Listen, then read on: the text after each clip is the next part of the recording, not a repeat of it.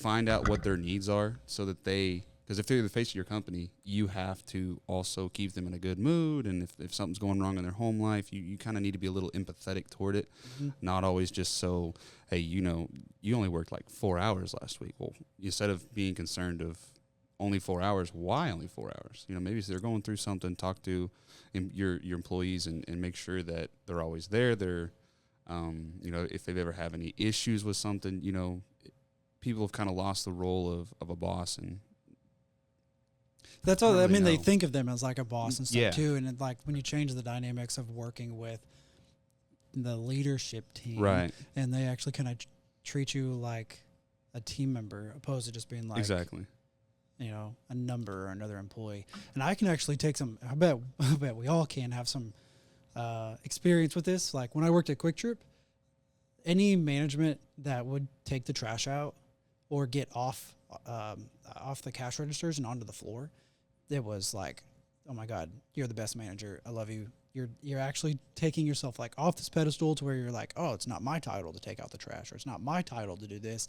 And they actually get out and they do what everyone else does to be a good team player, Right. to help out the store overall. Was a big deal, and a lot of us agreed on that. I think there's a big difference between a manager and a leader. A manager is just somebody who's going to tell you what to do, whereas a leader is somebody that is going to lead by example and be able to not just show you the right way to do things, but actually help you. Be there accomplish alongside you. those. Yeah, be alongside you and Right. be able to guide you through the process by actually showing you how to do it himself and be able to provide that guidance that way. Right. Yeah, totally agree. So would you say that employee retention impacts customer satisfaction? I believe so. I think that, there has to be a happy medium, right? You have to be able to take care of your customers, but you also have to be able to take care of your employees, right? And I think if you take care of your employees, that's going to transfer and trickle down to your customers, right? A happy employee is going to take care of your good customers. At the same time, I think a lot of times it can be overdone. Yeah. I've been in some companies where it literally turned into a party, and that's all you ever really did, and didn't really get anything done. But at the same time, you have to have some flexibility. You have to have the ability for your employees to have a work-life balance and be able to be happy outside of work. And that work-life balance has become so much more important in our generation than it has prior to. Our parents' generations, it's like work hard, be dedicated, show up early, stay late, and they've worked themselves to death. And our generation is like, okay, we've seen them do that. Doesn't sound like fun. I want to have some freedom to where I can take a vacation, or I can travel or something a little bit too, Not to mention, now with COVID, that's changed a lot of people's perspective as well.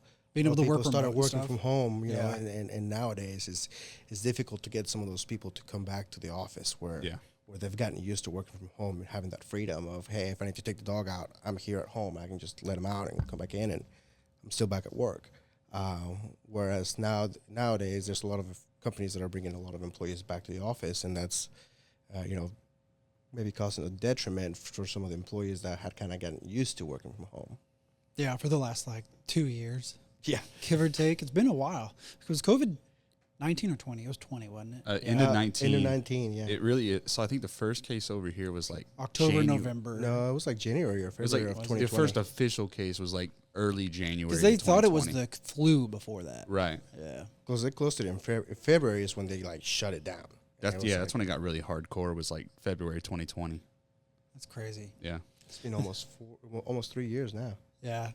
And so really has. Wow. And it still doesn't feel like we're over. No. I still see people with masks all over town, still in their car driving around with masks. We've all got COVID by now. At least I've once. never understood that. Why are you in?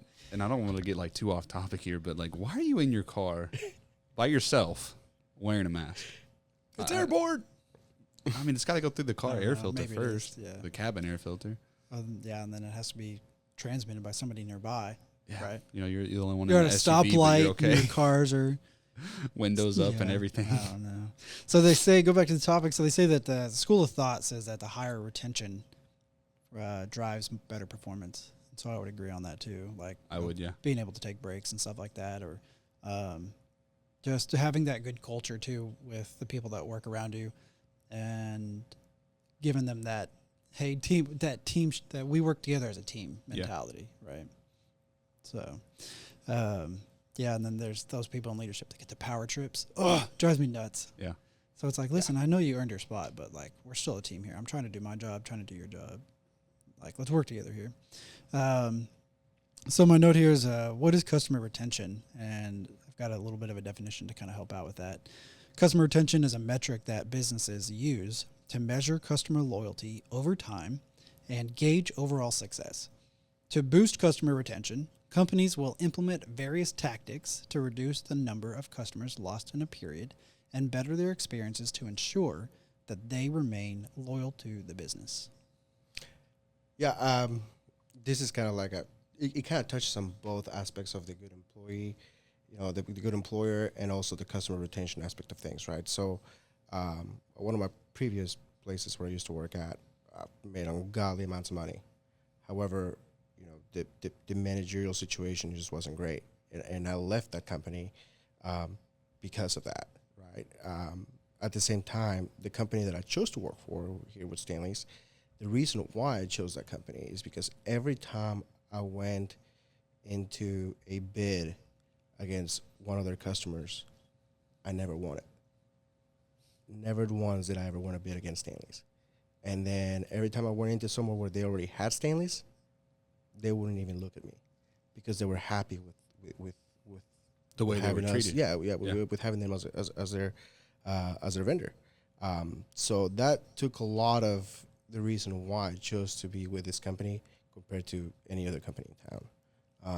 And now that I'm part of the company, I've kind of realized the reason why that is because they sincerely care about their customers and they want to make sure they do the right things by them, regardless of the cost. So what are some ways that you at Stanley's or any of your experience in the past of trying to keep customers coming back, or, like when you're working B2B, so there's a couple different aspects. You got your B2C customers, you got your B2B customers. And so in our space, it's B2B, and in your space, it's B2C. B2C, right? yeah. So how, in the B2B, we'll start with that. So with you and me, like, what are some ways that we tried to keep those customers from leaving it as an account, right? So once we've earned their business, we've closed them, we've worked with them for 3 or 4 months. Now, there's always a chance after a certain period that they're going to find a cheaper or find somebody they like better or whatever it is. And one thing that comes to mind is I try to stay in touch with communication. I think communication is definitely a huge aspect of it. One of the things that we do and we try to relate that to our customers is say, if there's an issue, we want to make sure that you have every channel available to reach all the way to the top. Yep. So if there's a problem, we want to make sure that if you need to reach out to the CEO, you can do that. And it has not been uncommon for him where a customer calls him, there's a problem, and he'll drive from Chickasha to Tulsa to meet with them and try to get those issues resolved. That means a lot, too. That means a lot. Yeah, because a lot of people in that role are like, no, I've hired you to handle this issue. Correct.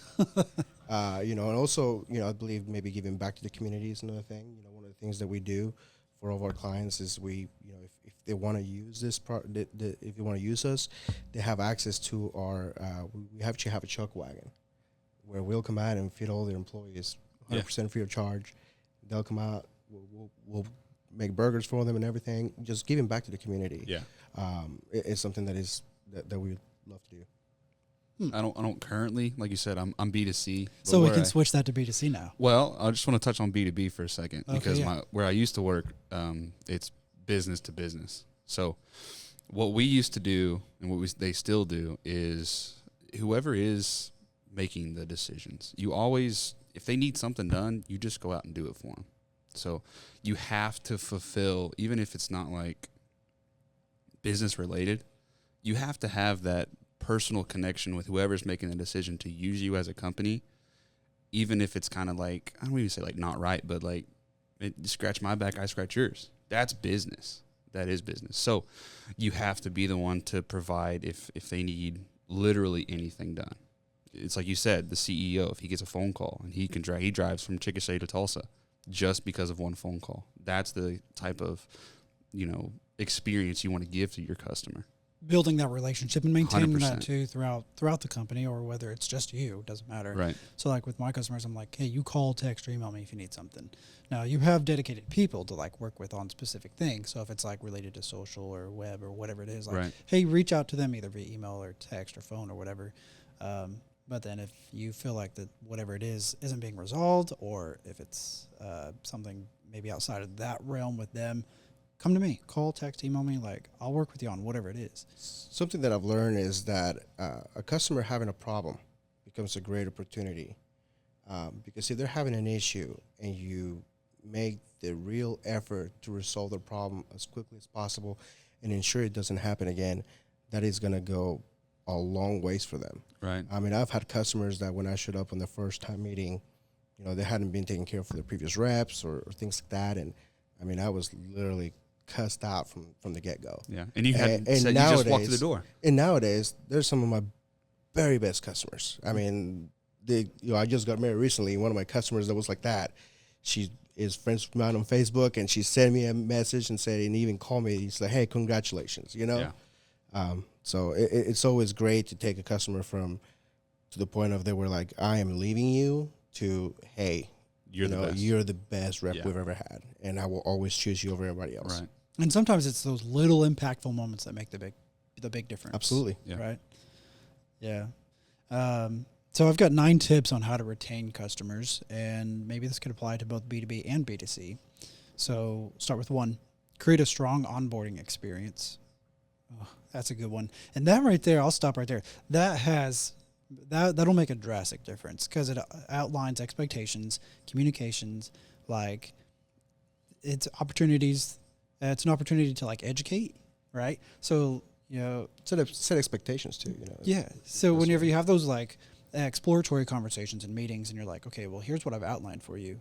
Okay, cool. They sign, pay, whatever. And then you have maybe an account manager, maybe that's you or whatever, but you have that conversation of, okay, now you're a customer. Here are the things that I need to make sure to do or to capture or to know that are going to make you and me both more successful. Right. And so like I've been working on refining our onboarding process for, it's a little bit long, but it covers like 15 to 20 questions. And I designed this to where it's like, okay, well, what if we did everything, anything that's like offline or online? Like, do you have your logos? What's your business hours? To what does your brand look like? What kind of colors cannot use? What do you want to sound like? What do you want to look like?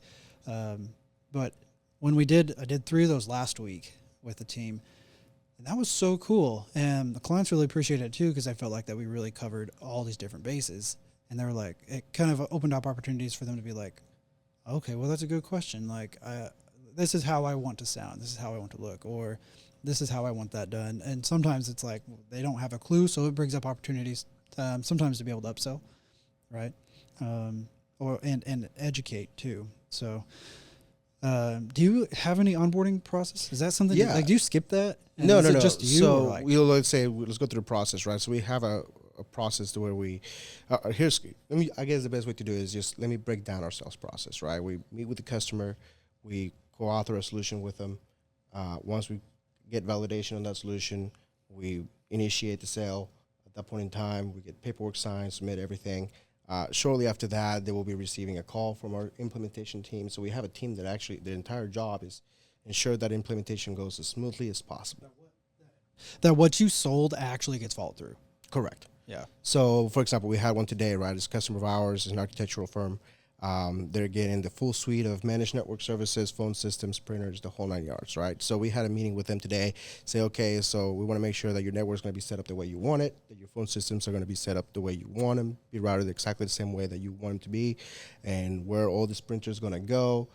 Do we have fax lines? Do we have the correct power? Do we have everything that we need? It's like a checklist. So that way, correct. So that way, whenever we go and implement that, it's just plug and play, ready to go, everything's set up. Yeah. And there's no loss, time. In the beginning of this year, I really actually started about a year ago to where I was like, wow, we really need to work on our onboarding process. And in the last month, I've really worked on trying to refine that too. And it's a whole cycle every year. Like once a quarter, it's sales, then it's marketing, and then it's customer service, and then it's like trying to innovate products or services, and then it's just the whole roundabout. But yeah, creating that handoff plan is what we call it. There's nothing that will break up a relationship more than when something doesn't go right off the bat. Yeah. So if customer signs with you and you go ahead and implement, and then everything is going wrong, everything's gone awry, well, they're already starting with a sour taste in their mouth, and it's going to be very difficult to overcome that over time. Yeah. I've also in my personal experience, when I get handed off to somebody else, sometimes I don't feel like I get taken care of the same way. And I go back to that first person that sold me. Exactly. There's been times like there's a company called HubSpot that they're a huge company, but when I signed up with them 3 or 4 years ago, it was like that. The sales guy did a great job, sold me on it, closed me, and then it created a handoff. He was on that call. I loved the process on it. But then I eventually remember going back and being like, hey, didn't we talk about this? Or, hey, like this person hasn't talked back with me yet. I haven't heard anything. Then there's another company too that kind of did that. And so it's made me realize that either that person that you hand things off to has to be like really engaged and can't be overwhelmed. Like you can't have them managing 60 accounts on a monthly basis, right, depending on the industry or the service too, but and the maintenance for each client. They can't have that account manager overwhelmed, because then they lose that touch and they lose that relationship that they were just handed off to, right? But then also like maybe the person that sold them, that closed them on whatever it is, like maybe they maintain the account ownership and relationship, and it never gets handed off. And it kind of depends on what some companies do that. They're like, you find the accounts, you close them, you get your commission, and you maintain the account. And if you lose the account, okay, well then there goes part of your commission. But some of that model like helps retain that customer too, right? Yeah, I mean, so one of the things that we do is, right, we go through the sales process with the customer. Now, if there's any issues with the devices or managed network services, they have a customer service line they can call. That customer service line is only answered by like 6 people in the whole company, and they're really good at taking care of those problems for us. Placing service calls, we handle the state of Oklahoma, so our response time has to be 2 to 4 hours anywhere in the state. Right. One of the things that we do is we want to make sure that we get that to all of our customers too, right? And then if for some reason, they can't get it taken care of or something like that, they always can come to me. I can try to see what we can do to fix the problem as soon as possible. But then also we do quarterly business reviews with these customers, right? And say, hey, okay, well, you had this many service calls. Why is that being a problem? Trying to get ahead of those issues before they become a problem. Before they're like, hey, I need to go find somebody else. Because your customers are not going to tell you. No. They're not going to tell you. They're just going to be mad about it. Mm-hmm. And then, why didn't you play a service call? Well, I don't know. You got to be proactive. And I think that's really something that's important. Yeah, and the next item on the next number of the next deal on how to retain a customer, and the next tip is provide personalized customer experiences. One of the things that I do is I create thank you cards, handwritten thank you cards. I've started to do that, and once a client signs up, then I write a little note that says, hey, thanks for joining, welcome aboard. We're so excited to work with you. If there's anything that you need, please don't hesitate to contact me. Put my business card in there, thank you card, and snail mail it. And everyone loves getting snail mail to some degree when it's not a Valpak or some, right, or some credit card offer. But if it's personalized, like I think that's like a cool little personal touch. Different. Yeah. Nowadays. So like imagine if you did that with every order. So that's something that we've actually seen a lot in the. Oh, you do that with every order. Yeah, with every order they get a thank you card and a handwritten note on every one of them. So something that we've actually seen in the print business is that print has actually continued to actually grow. You would think that it's actually going down, but it's not. Because everything's going digital. Well, everybody is now loving to have that personal touch. That something that you can feel, tangible, which is something we've been talking about for 2 or 3 years. Correct. Yeah. Yeah, I mean, so there's companies now that they're bringing a lot of their print in house, printing on their own note cards, and even there's software now that you can use to create personalized notes for your customers. And emails. And like there was a software you were telling me about that's like XMPie. That was pretty cool. How does that work? So it actually automatically creates. So let's say, for example, right, you with their industries, right, most of your audience is going to be interested in cars at some point, right? So you can create personalized cards you can drop them essentially kind of on a sequence on them. And it's on the card, it's going to have a QR code that they can then go into your, a personalized landing page on your store where they can have, the specific, whether they're into imports or American Muscle or whatever. And it's all personalized to that specific person based on their interest. That's pretty cool. Yeah, the emails are personalized and stuff too. Yeah, like the landing page is personalized. It has their first and last name, and like it's cool. That is pretty cool. Yeah, it's really cool. It's all very automated too. So you just drop a list of your contacts that you want, and it creates a mailer that you can send out to them. Like I said, it's got a QR code, creates a landing page. Then it also follows up with an email, text message, and it's all automated. So it always keeps them in. They always keep you in the back of their mind and continue to purchase from you. The third item on here is to build trust with your customers. And we've kind of touched base on that a little bit, though, too. But it's, again, I think comes down to the communication and building, continually touching base and trying to get ahead of getting ahead of the problems before they're just like, they're not dealing with my problems. And you're like, well, I didn't know you had a problem. Well, correct. You didn't tell me. And they're like, I didn't know I needed to tell you. Yeah. Or I didn't know you could help me out with this anyway. So I found somebody else that said that they could help me out with this. When if you just maintained that relationship a little bit better, had those quarterly audits and those conversations or monthly or whatever it is, and said, hey, do you have any questions? Is there any issues that you're having? Or, hey, I've noticed that you've had 15 service calls this quarter. Like, these are I've looked through those calls, maybe those notes or something. I've seen that, you've continually had the same problem. I've actually got a potential solution. Here's what I propose. And they're like, oh yeah, great. Build trust. So they know you're on top of it too. And a lot of business owners, they want to hire you and know that you're taking care of something off their plate, right? Right. So one of the things that we do to kind of get ahead of that is we call them, guardian angel calls, right? Oh, so every time a customer has an issue, there's a service call. They send us an email telling us that, hey, there's a service call on this customer. Here's the problem. And they usually follow up with that and say, hey, was the issue resolved? Is it still happening? Okay, let's get somebody else back out there to try to get that fixed. Yeah. So that way they can see that, hey, we know that you have a problem. Is it fixed? And just try to get ahead of that.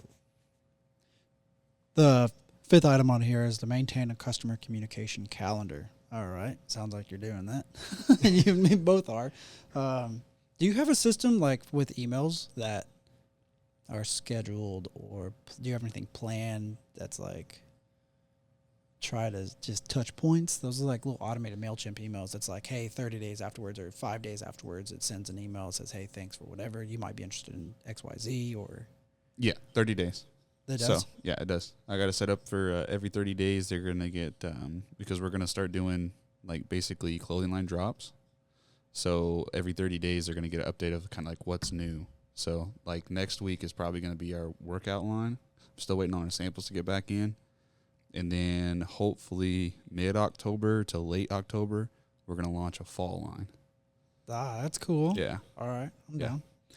Those two messages are the ones that always get me. The what? There's this sunglass company that I use. Yeah. And like every so many weeks, they just send me a text message and it's like, oh, here's the new glasses. And I'm like, no, I'm going to buy one now. So which would you prefer? Would you prefer text or emails? They say text message is the new email. Text message, man. If you look at my emails, you will see that. How many you got? So right now, 15,000 emails. Oh my God. You have not oh my goodness. This is my personal I email. can't do that. And I just get so much spam that it's like, yeah. I don't even want to look at it. I have 5 in my inbox right now between 7 different email accounts. Now and my that includes work email, 2 of my sons, yeah. 1 for each of my boys. Now my work email, that's clear. Clean, organized. I try to get it organized. I try to keep that to like a 0 inbox. My personal email, if you send me an email, there's a 100% chance that I'm not going to look at it. Wow. That's okay though, yeah. Maybe I will transition. But text message is something that I'll get a text message and my text messages are clear. I know people that exact opposite though. Like they have thousands of text messages they've never read. Yeah, I've heard of that too. The bubbles annoy me. That's what you gotta go both ways, right? Yeah, you gotta attack have both fronts. There's people that enjoy to have the text message. There's people that enjoy having the emails. There's people that enjoy the snail mail. Yeah, it's becoming a lot harder for businesses to be able to freaking accommodate everybody. Yeah, right. So you have a lot of these companies that are accommodating everybody in every way possible. They're doing text, email, social on every platform. They're on like 6 different platforms. Even if they don't have all their customers on it, they're still on Pinterest or they're still on Twitter. they may not have a ton of engagement on it, but they may have all their people on Facebook or all of them on Instagram, but they're still on the other platforms just in case they have a few customers that really like it. So they're on all of them. And it gets expensive sometimes. Yeah. Shoot. Like $80 a month here for MailChimp, $30 a month here for the text messaging platform or whatever. So sometimes it can be hard to decide like what to do. And I think it's not a bad idea to have the platforms available everywhere, but sometimes you don't need to be everywhere all at once and waste the resources. So once you figure out based on the data on how people respond best, so maybe if you have, if it's 40-60, do text and emails. Yeah. Right. But if you notice that it's like 10-90, okay, then get rid of maybe your I emails just and do your text. just text. Yeah. Cut the cost and forget the resources. So that kind of comes into tip number 6 is send a company newsletter, monthly, quarterly, bi-weekly, whatever. I get text messages from a coffee shop and they're like, hey, it's, come in, grab a coffee and get a free cookie or pastry or something like that. So that's a good employee retention. They do that through Square. Nice right now. A cookie? Yeah, something. Yeah, it does. Number 7 is start a customer education program. This is something that I wanted to do. It's like a social media 101 workshop. It's like a once a week, 2-hour workshop for 4 weeks. Or even like an open house. Right? Or an open house, yeah, something like that. that. We do a lot of that too. We have a bunch of different things that we do. But for example, we just had one specifically focused around production. So we invited a bunch of our clients to come into our office. We provide a lunch for everybody and just kind of talk shop, right? Talk about, some of the production equipment that you could be doing in your office, whether you were doing, like I said, posters or whatever. And that actually creates some traction because they may see some things that they may have not even thought about. Yeah, absolutely.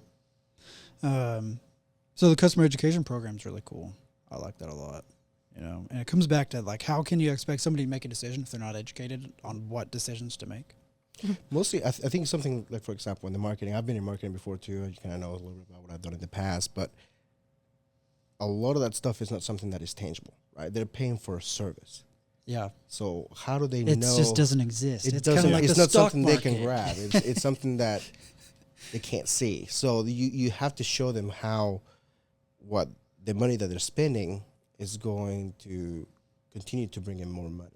Yeah. And if they can't see that, then they're not going to do anything about it. Yeah. And every industry is completely different. You know that yourself too. Yeah. Especially when you're trying to start an quote unquote Nike brand in 6 months. Yeah. Hey, but that's big ambitions. That's hard, but go hard or go home. Yeah. That's kind of how I look at it. Tip number 8 is offer unique services. I think there's definitely something that needs to differentiate you across from the rest, right? So, for example, what makes thread industries different than some of the other brands that are doing some of this things? We're built to give back. So our main goal of the company is to be St. Jude's largest donor in the next 2 years. Which is what the number? What's the number? $100 million. $100 million and one is what we got to do. Yeah. I mean, even if it's $1 more, I don't care. That's the goal. Yeah. $1 more. Yeah. Yeah. So that's the main goal. That's what makes us different. We're not for, we are for profit, but we're for giving back to St. Jude. That's our main striving goal. That's awesome. That's what separates us from every other brand. Well, I'll tell you what, like I say, we have our food truck. Maybe one day we can get together and put an event and maybe feed some people, get some donations. Yeah, I'm down. Yeah, that'd be pretty cool. We also love to give back to our community. Every year we do our Stanley's Week of Giving, where all of our employees kind of throw all their nonprofits that they want to support. Yeah. And we give out $10,000 to nonprofits. That'd be awesome. Yeah, that'd be. The straight donations, of course, they just go straight to St. Jude. But it's like everybody asks, what percentage of it goes to. I can't give you the percentage until we're done with the drawing, because it's a percentage of the gross sales in the quarter of the giveaway. So, but we're on track right now to do at least $3,500 in donations in our first giveaway, which is pretty good.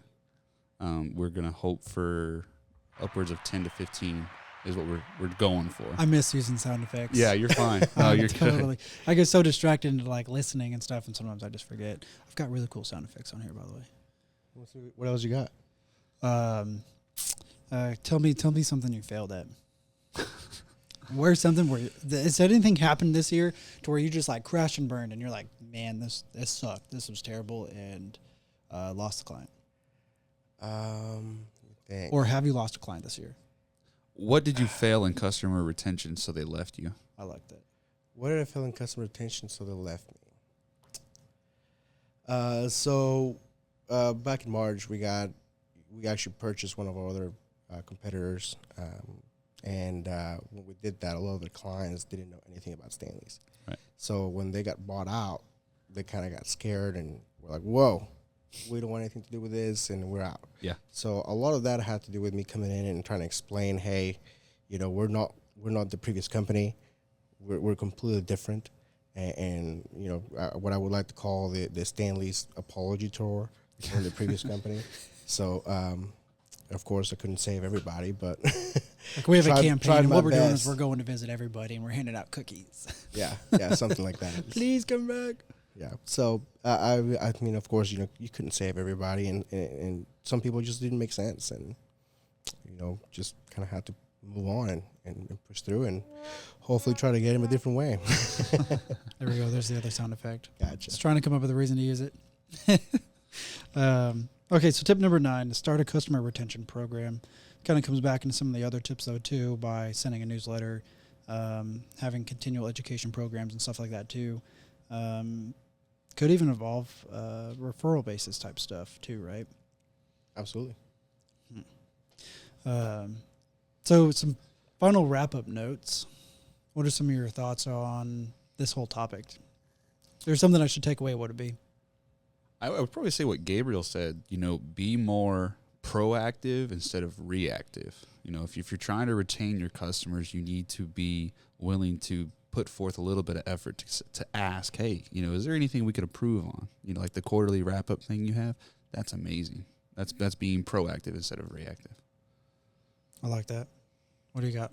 Yeah, I mean, I do agree with that. I mean, I think that's really the biggest aspect to customer retention is just putting a little bit of effort goes a long way with the customer. And being personable. I mean, just being yourself, right? You have to be honest about who you are. Transparent, authentic. I mean, I know that you and I, we've been in sales, and everybody has this idea of the car salesman. Yeah. Right. Sleazy car salesman that's going to promise you the world. Especially me in my space, to where there's like 1,000 of me across the world. Yeah. And I get emails all the time from Pakistan, India, or wherever it is, and I'm like, I offer these same services, right? Like, why are you trying to sell me on social media? And then everyone else is, I don't know. It's all become like about price, and like it's hard to really compete with that. So then I have to really work on trying to show the difference of value and price. One of the things that I've always said is if you're competing on price, it's probably not the right customer for you. If you want somebody who you have to have a customer that you want to, right? Somebody who is going to believe in you to be able to provide the right solution, and it's somebody who is going to listen to you. I guess it's you're not a sales guy. You're more of a consultant, right? And they want to be able. They have to be able to take you seriously, and just a lot of that is just being honest with the customers. I used to have a joke to where everyone, as soon as I meet with you, you may be trying to, maybe you need a website and we're talking about it, social media or whatever it is, video production stuff. And you're like, hey, how much is this going to cost? And I'm like, well, sorry, but I don't take clients to bed on the first date. I actually come back, talk to my team about it, come up with the ideas, the plan, and then have a proposal for you. And then I've had the other thoughts of, though, too, or the opposite, where it's like, hey, so is $5,000 going to be outside of your budget? Before we continue, I don't want to waste your time. I don't want my time wasted. I want to respect both of us here. Is that going to be an issue? And then I lay out the groundwork. So, I've heard that that's a good tactic, and saying the price right up front, because then it gauges them on, I don't know. Then you don't waste your time, right? Right. And I think there's questions that you can ask to customers to be able to really figure out their budget without really asking, hey, is this in your budget? Right.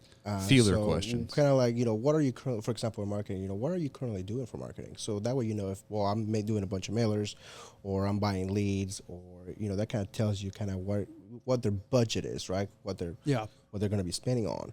For example, with us is, well, what are you outsourcing, right? What are you bringing in house? Is there something that you would like to bring in house? Is there something that, what kind of software are you using through your organization? Just those type of things that you can kind of gauge what their budget is without being outright telling them, hey, how much are you spending on the, is this going to be too much for you? Right.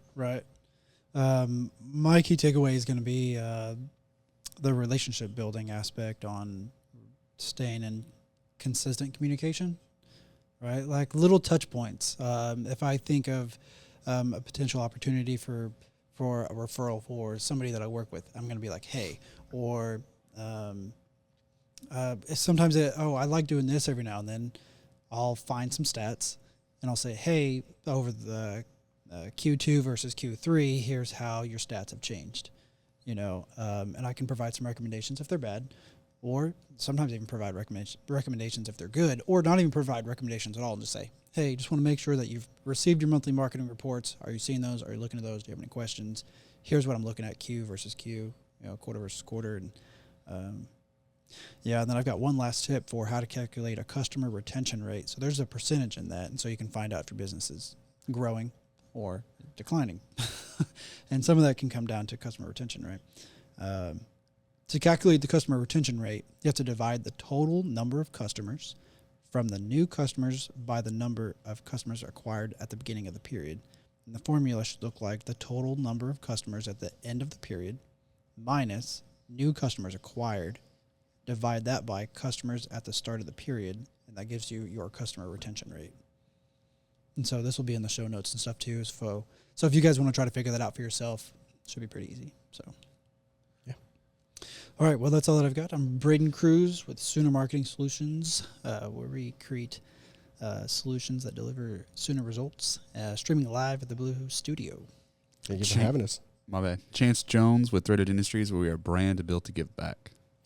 And I'm Gable with Stanley Systems. Stanley's means technology. Perfect. See you guys next Friday.